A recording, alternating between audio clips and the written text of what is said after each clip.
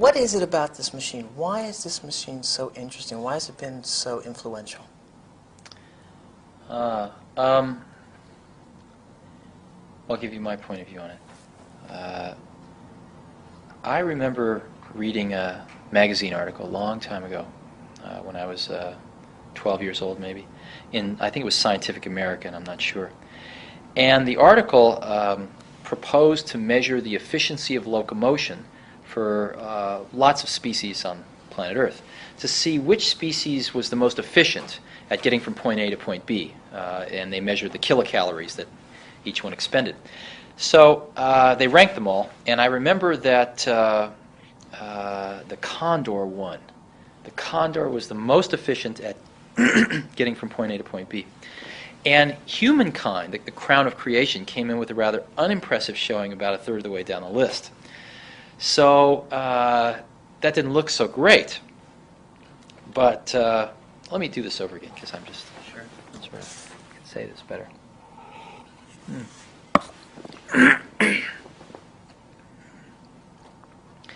I remember reading an article when I was about 12 years old, I think it might have been in Scientific American, where they measured the efficiency of locomotion for all these species on planet Earth. How many kilocalories did they expend to get from point A to point B?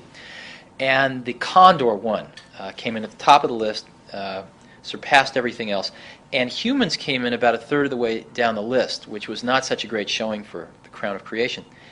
And but somebody there had the imagination to test the efficiency of a human riding a bicycle. Human riding a bicycle blew away the condor, all the way off the top of the list. And it made a really big impression on me that we humans are tool builders, and that we can fashion tools that amplify these inherent abilities that we have to spectacular magnitudes.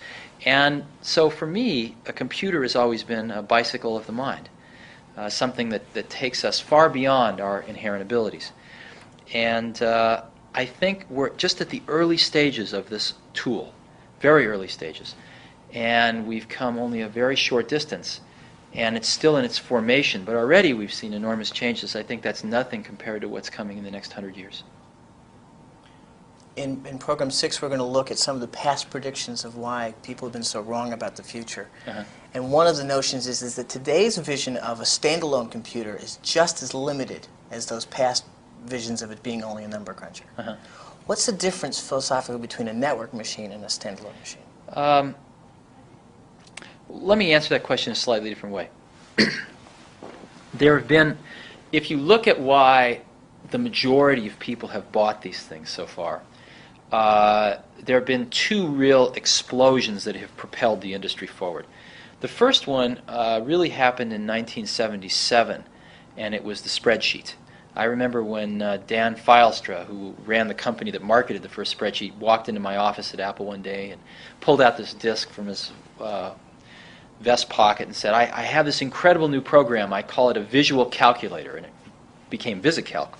And that's what really propelled the Apple II to the success it achieved, more than any other single event. And with the invention of Lotus 123, and I think it was 1982, that's what really propelled the IBM PC to the level of success that it achieved. So that was the first explosion, was the spreadsheet. The second major explosion that's driven the desktop industry has been desktop publishing. Excuse me, we just lost a light. Let's check the, get a break. Chris? Yeah, control, Michael. Sorry. When is this going to be broadcast? Next year sometime? We have Fall 91. Co-production of the BBC. Uh-huh. And actually, one part is going to be interesting. I'm going to ask you at the end. This, we're going to dramatize the future, what we guess our future is, because we've got a dramatic budget in England. Whatever our guess is, it's going to be wrong. At least we want to give people a vision of where things are heading. So can I just start off with the second one? Sure. Great. Yeah, the second really big explosion in our industry has been desktop publishing. Happened in 1985 with the Macintosh and the LaserWriter printer. And at that point, people could start to do on their desktops things that only typesetters and printers could do prior to that. And that's been a very big revolution in publishing. And those two explosions have been the only two real major revolutions which have caused a lot of people to buy these things and use them. The third one is starting to happen now.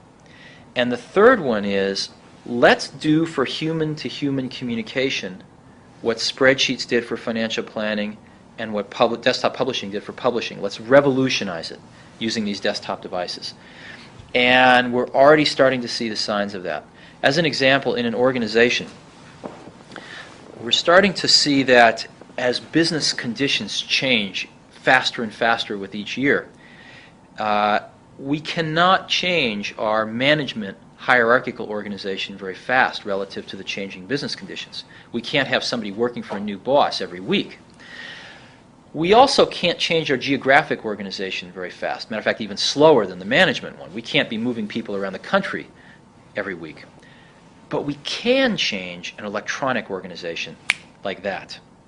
And what's starting to happen is, as we start to link these computers together with sophisticated networks and great user interfaces, we're starting to be able to create clusters of people working on a common task in literally in 15 minutes worth of setup.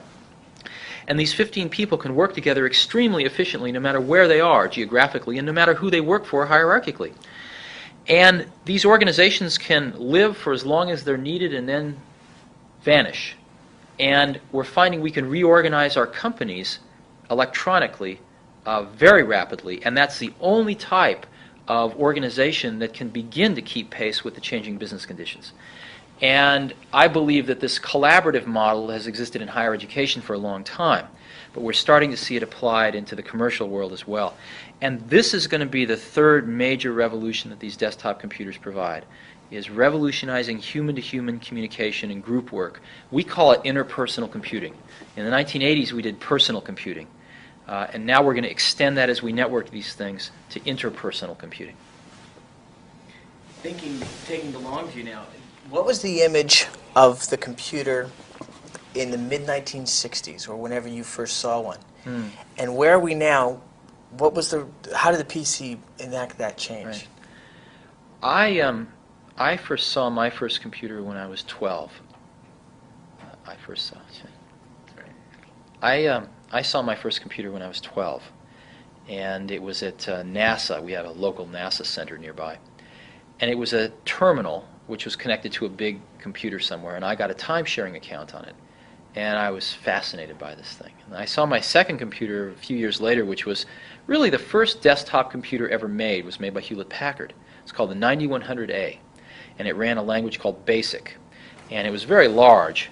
Had a very small cathode ray tube on it for display. And I got a chance to play with one of those maybe in 1968 or 9, and spent every spare moment I had trying to write programs for it. I was so fascinated by this.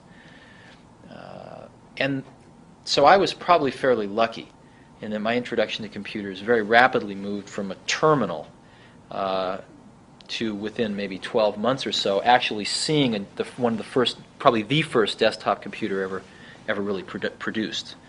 And so my point of view never really changed from being able to get my arms around it, even though my arms probably didn't quite fit around that first one. So. What was the role? How have personal computers changed the landscape of computers? I mean, back then it was centralized power. It was in a mainframe. Now we have 3 times as much power at the fringe than we have in the center, or 5 times as much power. Has it affected that? I'm not the right person to ask. Okay. Ask Alan Kay.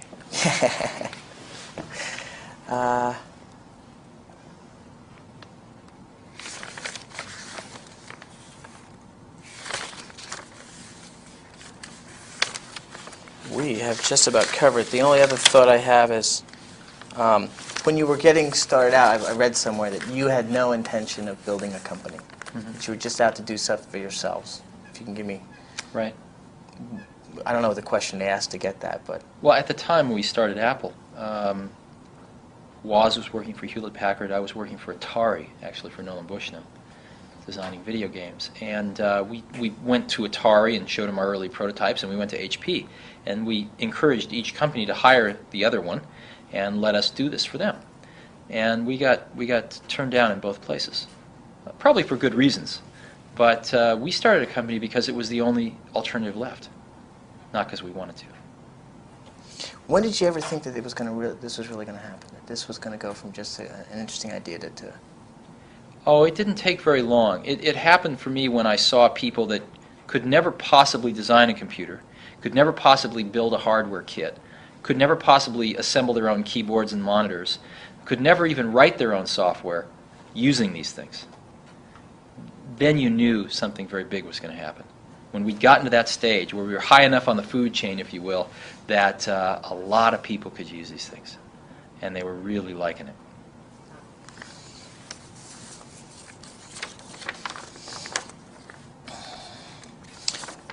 What's the goal of the next factory? Why is it so automated? Why is that necessary?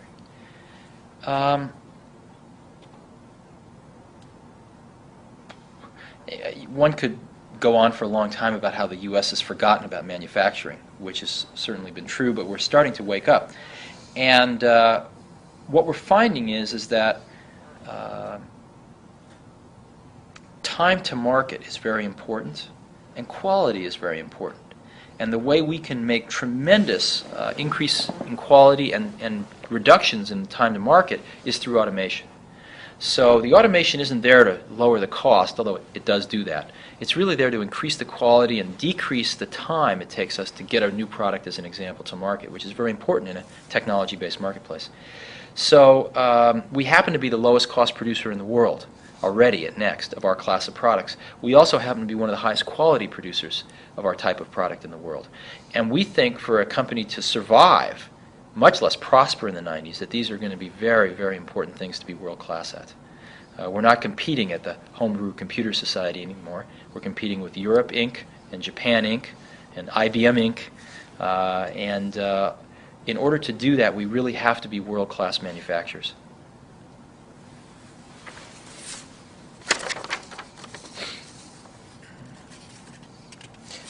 What a computer, I'm dancing around a bit, just picking up the stray ends here. So if they're not very connected, excuse me. What do computer networks offer to education? Well, education's been on computer networks for longer than almost anyone else. The Department of Defense has an office called DARPA, and they funded a thing called ARPANET many, many years ago to try to build a command and control network for military purposes. And they did a very brilliant thing. After they got a prototype working, they gave it to the university community in America and said, bang on this for a while and see if it works and help us make it better. And after a few years of the university community doing that, they created a separate version for military purposes. But they left the educational version going. And that has tied together the research community of the United States now for about a decade, and is vital to the functioning of higher education in this country. So higher education has actually led the way. That's why we started off focusing exclusively on higher education, because where else could you find 5,000 people on a network but Carnegie Mellon University, as an example? So higher education has been 5 years ahead of business in using computers in some of these powerful new ways, which we're going to see now ripple into business in the first half of the 90s. It's pretty exciting. How about lower education? How about school? How about lower? Sharing valuable resources. So far, computer use in K through 12 has been primarily Apple IIs, and I wish that they'd been upgrading to Macintoshes faster than they have been. But I think that that's slowly happening, and IBM is getting in there as well. The primary purpose of computing in K through 12 has been just computer literacy, and there's been a bottleneck because there hasn't been enough sophisticated courseware written. And that's a problem for our society in general, amongst all the other problems with our K through 12 education system. One could talk about that for a few days. Easily. So, Easily. that's,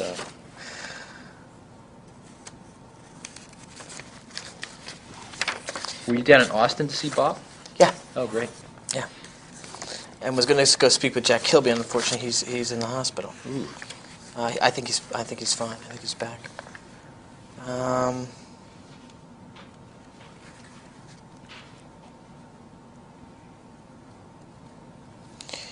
Going back to the Mac, In meeting the deadline for the Mac, how crazy did it get? I mean, you'd already said that you were going to have this big splash at the Super Bowl. Actually, we'd wanted to get the Mac out a year before we did. So we had internal deadlines that we were not able to meet. But by the time we bought the spots for the Super Bowl and things like that, I mean, it was basically in the bag. It's not that we didn't work 24 hours a day for the last 6 months to get it out, but we were on the bomb run at that time. I love this I don't want to call it a gesture, this thing that you did, which is have everybody sign the cases. That was great. Why did you do that? Because the people that worked on it consider themselves, and I certainly consider them, artists. These are the people that under different circumstances would be painters and poets, but because of that time that we live in, this new medium has appeared in which to express oneself to one's fellow species, and that's a medium of computing. And so a lot of people that would have been artists and scientists have gone into this field to express their feeling. And so it seemed like the right thing to do. What was it like when you announced at the shareholders meeting? Oh, wow. It was, well, I got, the first few rows had all the people that worked on the Mac, about 100 people, 150 people that really made it happen. Were all seated in the first few rows. And when it was introduced, after we went through it all and had the computer speak to people itself and things like that, the whole auditorium of about 2,500 people gave it a standing ovation. And the whole first few rows of Mac folks were all just crying. All of us were just, I was biting my tongue very hard because I had a little bit more to do. But it was a very, very emotional moment because it was no longer ours. From that day forward, it was no longer ours. We couldn't change it. If we had a good idea the following day, it was too late. It belonged to the world at that point in time.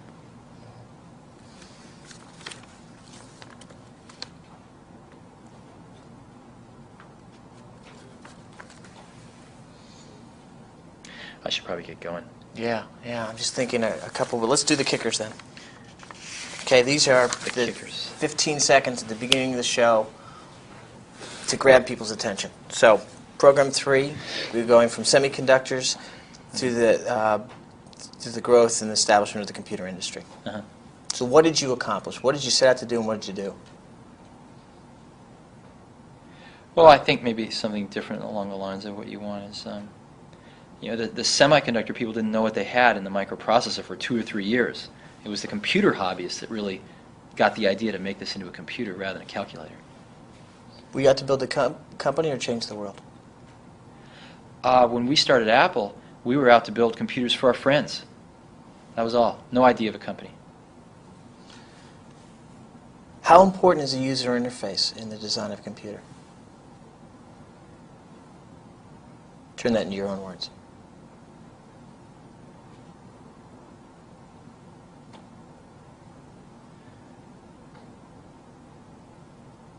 Well, the whole idea of the Macintosh was a computer for people who want to use a computer rather than learn how to use a computer. So, one way we've been playing with it is it's not how it does it, but what it does. I don't know if that's any good. In other words, I don't care how it does it anymore. I just wanted to do what I wanted to do. Right. There's a quote in an interview that was done with me in Playboy a while ago, where I gave a Macintosh to a young kid one time. It was actually Sean Lennon at his birthday, and he had a great quote. He said,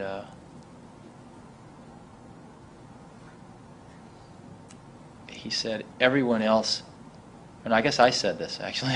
Oh, I think I remember. This is right. Older people and younger people. Yeah, right. The older people all want to know how it does what it does, but the young people just want to know what it can do. Okay, wrap that up into the graphical interface or the line that we're going. How about this? Where are we in the evolution of the user interface, and where are we going? Is that a short one? I don't know that there is a short one, but Yeah. This whole discussion about user interface is just strange to me, because to me it's just sort of a natural thing that had to happen, did happen, and it's happened. It's kind of like automatic transmissions. Well, in Not a history quite, series, not quite though, the same as that, but in a history series, though, there is an evolutionary line, so that's why we're following. Uh-huh. I mean, a lot of people don't know about Doug Engelbart, right. for example. Right. Okay, networking. Why is networking important? Why is it the future? Well, in the 90s, we're going to revolutionize human-to-human communication using these desktop computers in the same way that spreadsheets revolutionized financial modeling and that desktop publishing revolutionized publishing. Great. Okay, good. Anything Thanks. we haven't covered? No, I got to go. This is great. Thank you you. very much. 3 times as much power at the fringe than we have in the center, or 5 times as much power, depending on what statistics. How did the PC change the world? Well, though the analogy is nowhere perfect, and certainly one needs to factor out the environmental concerns of the analogy as well. There is a lot to be said for comparing it to going from passenger trains to automobiles. And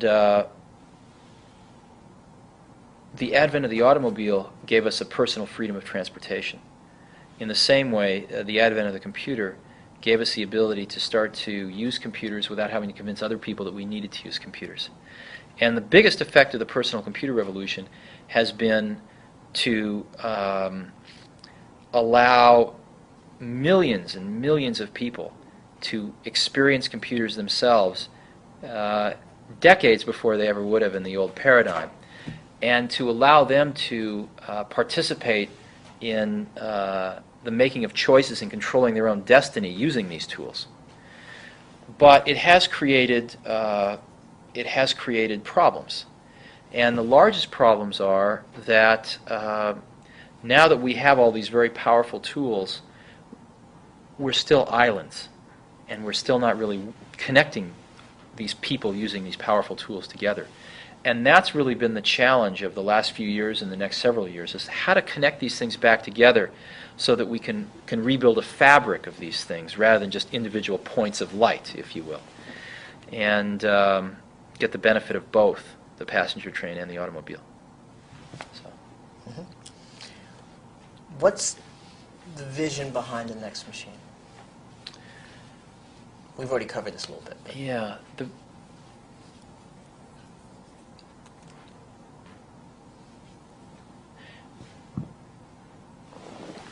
Everything that we've done in our, well, what's the right way to say this?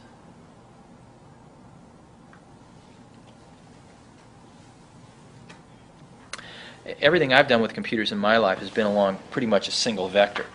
And next is just one more point on that same vector. In this case, what we observed was that the computing power we could give to an individual was an order of magnitude more than the PCs were giving, in the sense that people want to do many things at once, and you really need true multitasking. We really did want to start to network these things together in very sophisticated networks, so the technology to build that in became available. And most important, we saw a way to build a software system that was about 10 times as powerful than any PC, and where new software could be created in a fourth of the time. So we spent 4 years with 50 to 100 of the best software people we could find building this new software system. And it's turned out beautifully. What's the vision behind Next?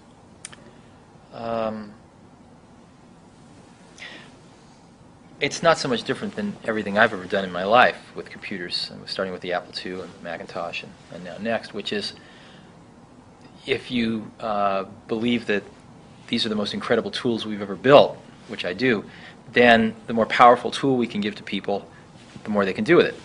And in this case, we found a way to do 2 or 3 things that were real breakthroughs. Number one was to put a much more powerful computer in front of people for about the same price as a PC. The second was to integrate that networking into the computer so we can begin to make this next revolution with interpersonal computing. And the PCs so far have not been able to do that very well. And the third thing, and maybe the most important, was to create a whole new software architecture from the ground up that lets us build these new types of applications and lets us build them in 25% of the time that it normally takes to do on a PC. So we spent 4 years with 50 to 100 of the best software people that I know, creating a whole new software platform from the ground up. And the way our industry works is that you create this platform software first, and then you go out and you get people to write new applications on top of it. Well, the height that these new applications can soar is enabled or limited by the platform software.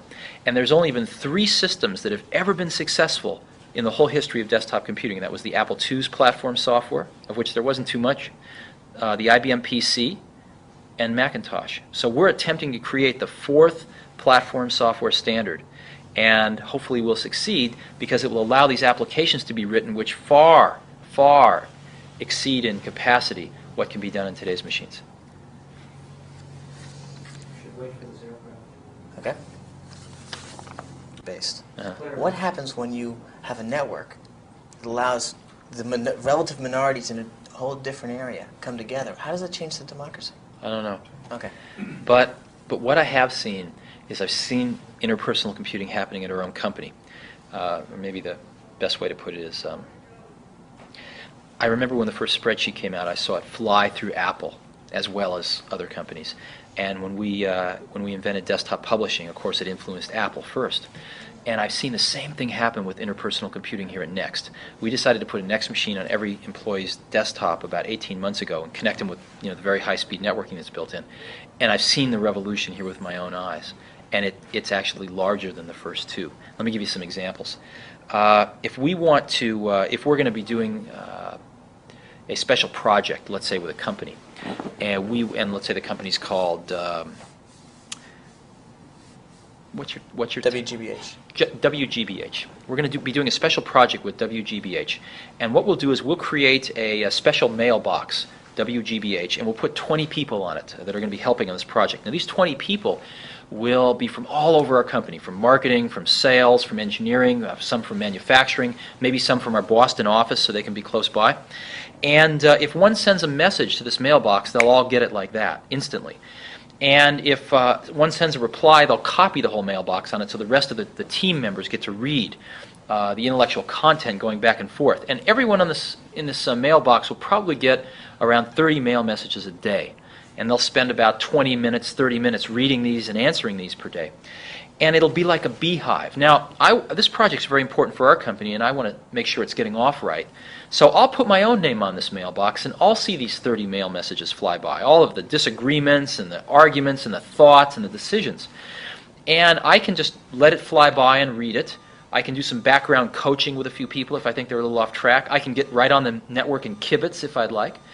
And after a month or so, when I know that it's going well, I can take my name off.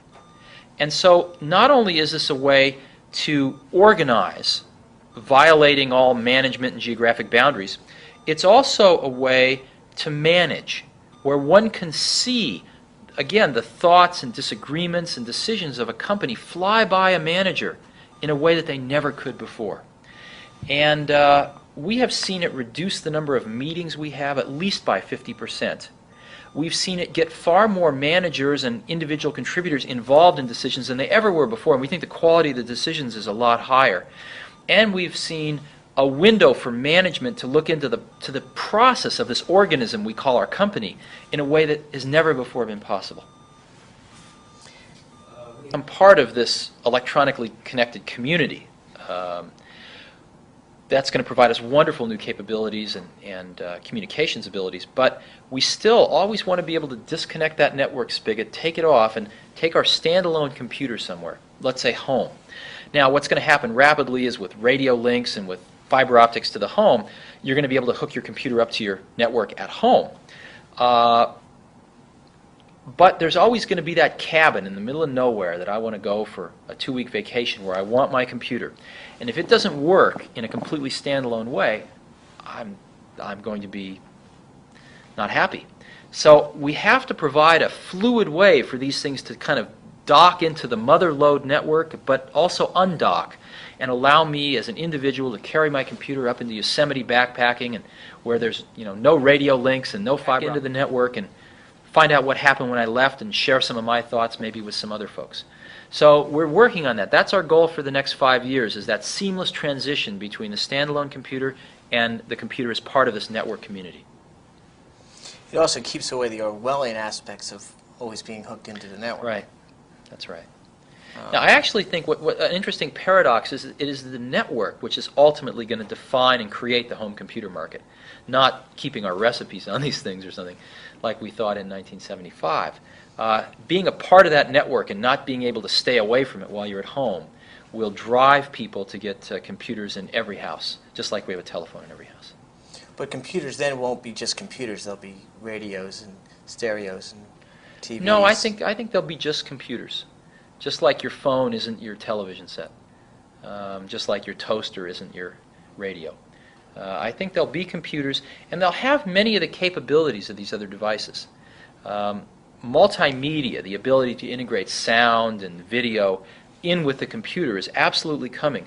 But a lot of people have mistaken it as the end rather than the means. We see multimedia as more of a means. In other words, people aren't going to buy a computer for multimedia. They're going to buy it for training, or they're going to buy it for interpersonal communication.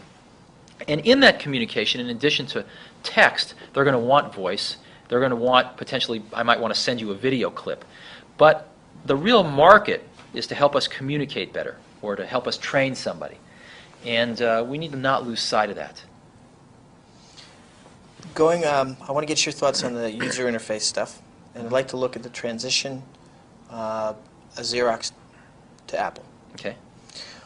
When did you hear? What was the image of Xerox PARC, and what was it like when you first went in there?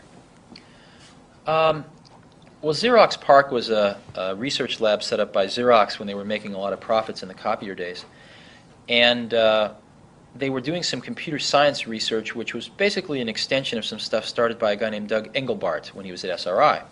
Doug had invented the mouse and invented the bitmap display, and some Xerox folks that Xerox, I believe, hired away from Doug or split off from Doug somehow and got to Xerox, were continuing along in this vein. And I first went over there in 1979, and I saw what they were doing with the larger screens, proportionally spaced text, and the mouse. And it was just instantly obvious to anyone that this was the way things should be. And so I remember coming back to Apple thinking, our future has just changed. This is where we have to go. The problem was that Xerox had never made a commercial computer. This group of people at Xerox was more concerned with looking out 15 years than they were looking out 15 months and trying to make a product that somebody could use. So there were a lot of issues that they hadn't solved, like menus and other things like that. And at Apple, what we had to do was to do two things. One was complete the research, which really was only about 50% complete.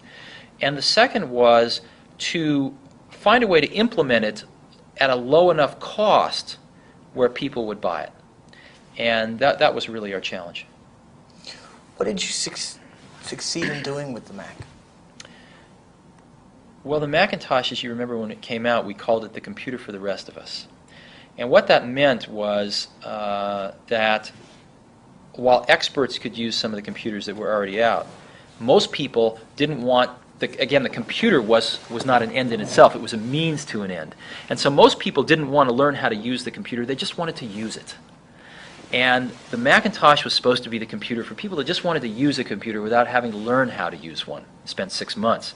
Now, it turned out that the paradox was that to make a computer easier to use, you needed a more powerful computer in the first place, because you were going to burn a lot of the cycles on making it easy to use. And so this computer that was easy to use was actually more powerful and could do more things than the less easy to use computer. And it took people a few years to figure that out about the Macintosh, but I think people did. Actually, there's a funny joke that we were clowning around one day, and one of our group is an IBM person. Oh. And so I was saying, some little girl walks up and sees a prompt, Yeah. and goes to her daddy and says, "It's broken. Where's my desktop? Mm-hmm. Where's my metaphor?" And we've adopted this new metaphor. How has that changed the look of computers? Well, I think the Macintosh was created by a group of people who felt that there wasn't a strict division between sort of science and art. Or in other words, that mathematics is really a liberal art if you look at it from a slightly different point of view. And why can't we interject typography into computers? Why can't we have computers talking to us in English language? And looking back 5 years later, this seems like a trivial observation, but at the time it was cataclysmic in its consequences, and the battles that were fought to push this point of view out the door were very large. The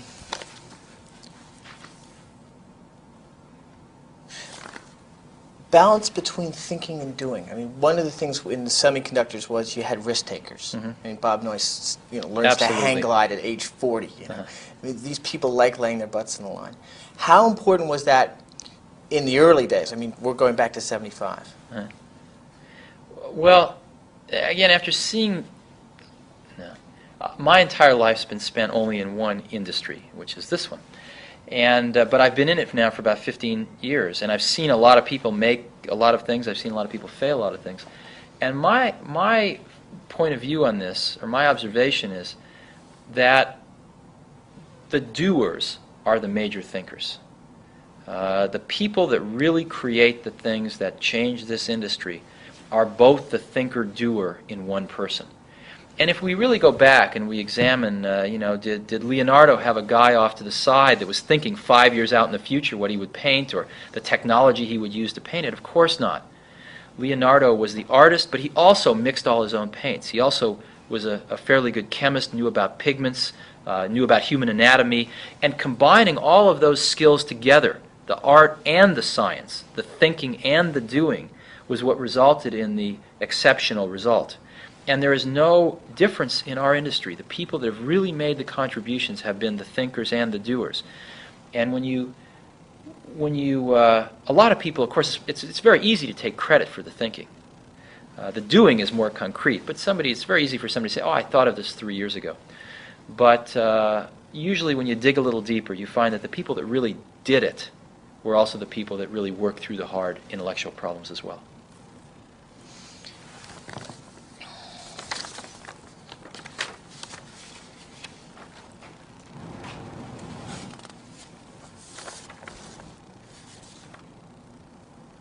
What's it going to take to make computers accessible to the rest of the public? I mean, I don't know what the statistics are, but 20 million people on computers? Or what's it going to take to get it to 100 million?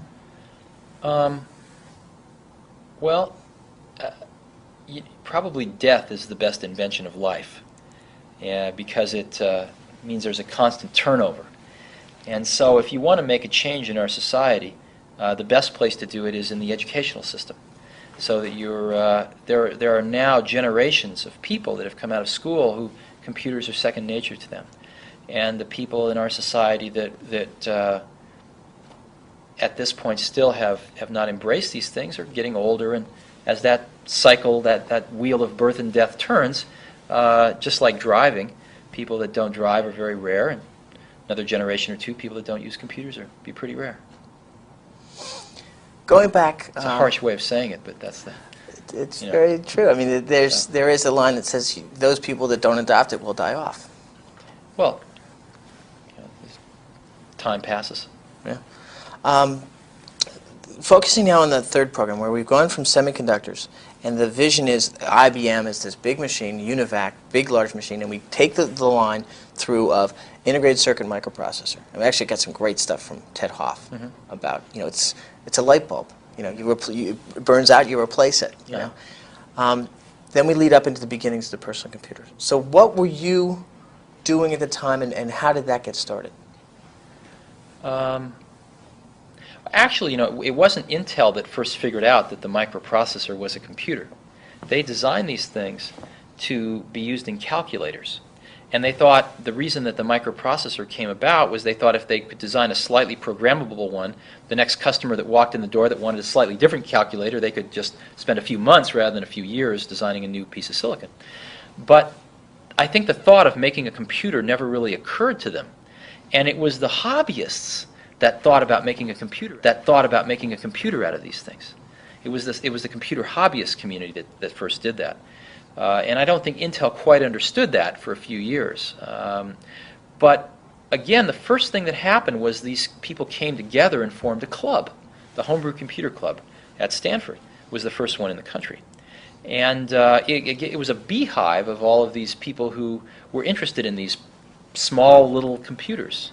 People that might have been ham radio operators, people that might have worked with large computers, were all gathered together to discuss their latest little projects. It was very exciting. And there was not a month that would go by where some breakthrough didn't happen. And then the first magazine came along, which was Byte magazine, to communicate on a national scale with all these hobbyists. So that it was a very, very exciting, dynamic time. What did you think when you saw the Apple I? What did I think when I saw the Apple I? We first saw that Woz was building that board. Well, it didn't quite work that way, actually. Okay. What happened was that Woz and I had known each other since I was about 12 or 13 years old. And we built, our first project together was we built these little blue boxes to make free telephone calls. And we had the best blue box in the world. It was this all digital little blue box. I don't think it works anymore, so. But we had a fun time doing that. So when it came to building a computer together, Woz was the brilliant hardware engineer and focused on the core design of the computer. And I was worrying about which parts we ought to use and how we were going to build these things and how somebody that wasn't a Woz was going to manage to buy all the extra parts you still needed to buy and plug this thing together, because you still needed to buy your own keyboard and your own display and your own power supply. And so you needed to be pretty much of a hardware hobbyist. Now, we made a very important decision was to not offer our computer as a kit. Even though you needed to buy these extra parts, the main computer board itself came fully assembled. We were the first company in the world to do that. Everybody else was offering their little computer as a kit. And what that meant was there was maybe an order of magnitude more people who could actually buy our computer and use it than if they had to build it themselves. And the Apple II was actually the first computer to come fully assembled, where you didn't have to do anything. And the reason there was it was our observation that for every hardware hobbyist, someone who could either build the kit themselves or at least find these 5 or 10 extra parts they needed, there were 1,000 potential software hobbyists. And if they didn't have to do anything with the hardware except use it, and at that time that meant write their own programs, still there was a much larger group of people that could take advantage of this. So we wanted to reach them, and that was the real breakthrough in the Apple II. Contrast, if you will, the Atlantic City Fair with the West Coast Computer Fair. Well, the Atlantic City Computer Show was the first. I'm about to sneeze, actually.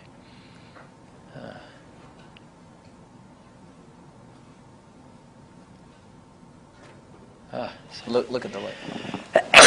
There it is. Excuse me. The first face-to-face gathering of personal computer hobbyists from all around the country was this show put on in Atlantic City in 1976. And it was in the basement of some dingy hotel. And it just happened to be about 300 degrees outside. So the basement was like a steam bath.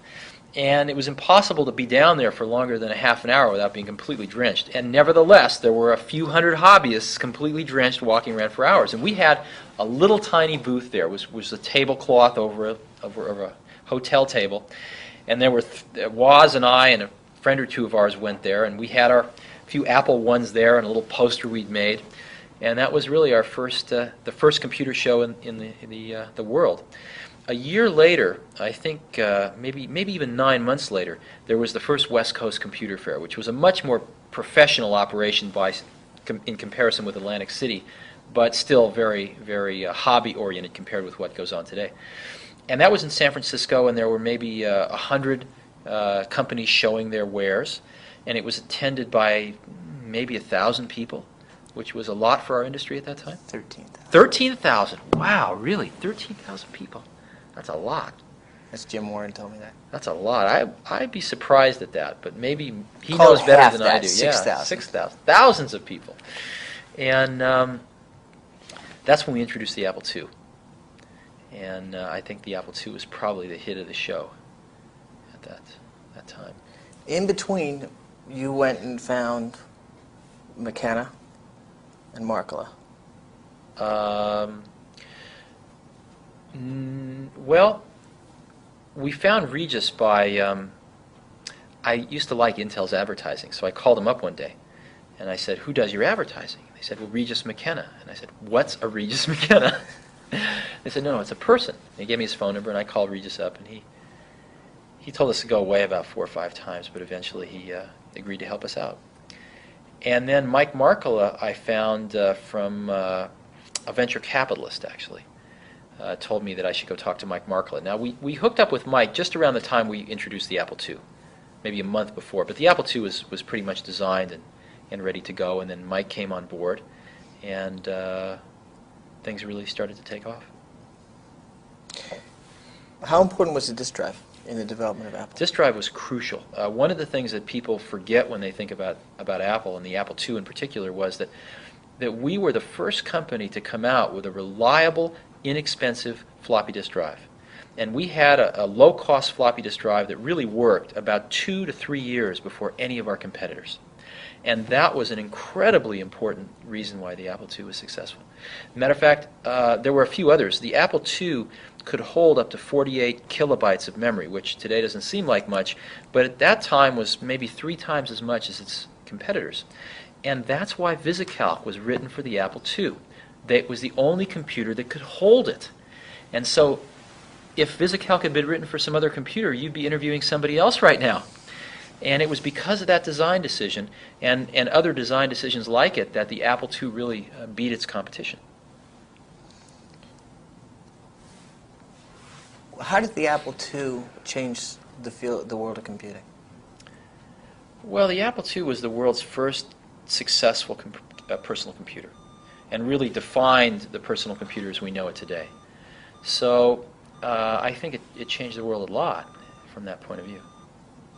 One of the theses is that, well, let me turn this question around. How important is market research? How much did you rely on it in the early days? Well, I think in the early days it was very easy because you could go to a homebrew computer club meeting and there was your whole market. And so you could find out what they thought. Matter of fact, you could show them your product and see what they thought. And you could, because the products were much simpler then, within a few months you could change it all around and come back and show them a new one. But as the market got more sophisticated, it was less easy to do that. And the problem is that market research can tell you what your customers think of something you show them. Or it can tell you what your customers want as an incremental improvement on what you have. But very rarely can your customers predict something that they don't even quite know they want yet. As an example, no market research could have led to the development of the Macintosh or the personal computer in the first place. So there are these sort of non-incremental jumps that need to take place where it's very difficult for market research to really contribute much in the early phases of the thinking about how to, what those should be. However, once you have made that jump, possibly before the product's on the market or even after, is a great time to go check your instincts with the marketplace and verify that you're on the right track. And usually when you show people something, they'll say, "Oh my God, this is fantastic," or give you some feedback along those lines.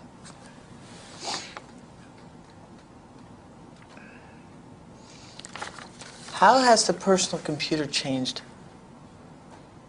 society?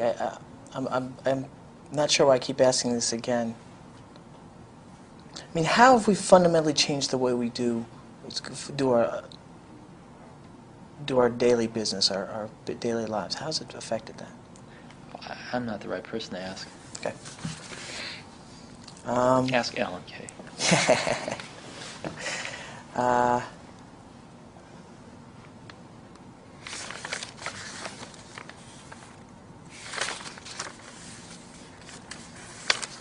Through the growth and establishment of the computer industry. Uh-huh.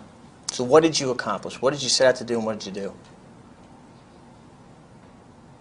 Well, I think maybe something different along the lines of what you want is, the semiconductor people didn't know what they had in the microprocessor for 2 or 3 years. It was the computer hobbyists that really got the idea to make this into a computer rather than a calculator. Were you out to build a company or change the world? When we started Apple, we were out to build computers for our friends. That was all. No idea of a company. How important is a user interface in the design of a computer? Turn that into your own words.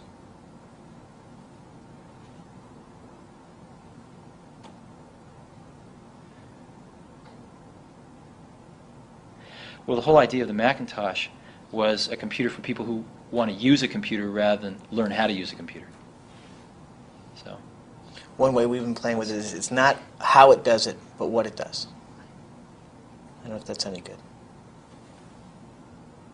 In other words, I don't care how it does it anymore. I just Right. wanted to do what I wanted to do. right. There's a quote in an interview that was done with me in Playboy a while ago, where I gave a Macintosh to a young kid one time. It was actually Sean Lennon at his birthday, and he had a great quote. He said,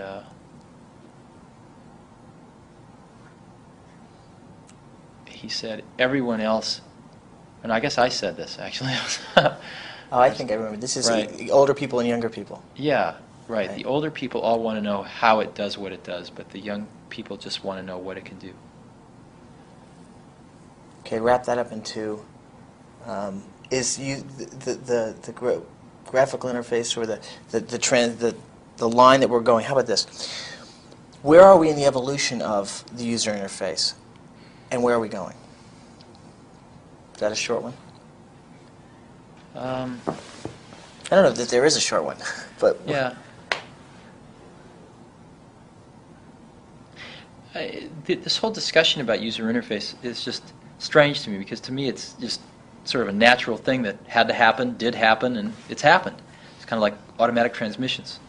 Well, in a history series, not quite though, the same as that, but in a history series, though, there is an evolutionary line, so that's why we're following. Uh-huh. I mean, a lot of people don't know about Doug Engelbart, right. for example. Right. Okay, networking. Why is networking important? Why is it the future? Well, in the 90s, we're going to revolutionize human-to-human communication using these desktop computers in the same way that spreadsheets revolutionized financial modeling and that desktop publishing revolutionized publishing. Great. Okay, good. Anything Thanks. we haven't covered? No, I got to go. This is great. Thank you very much.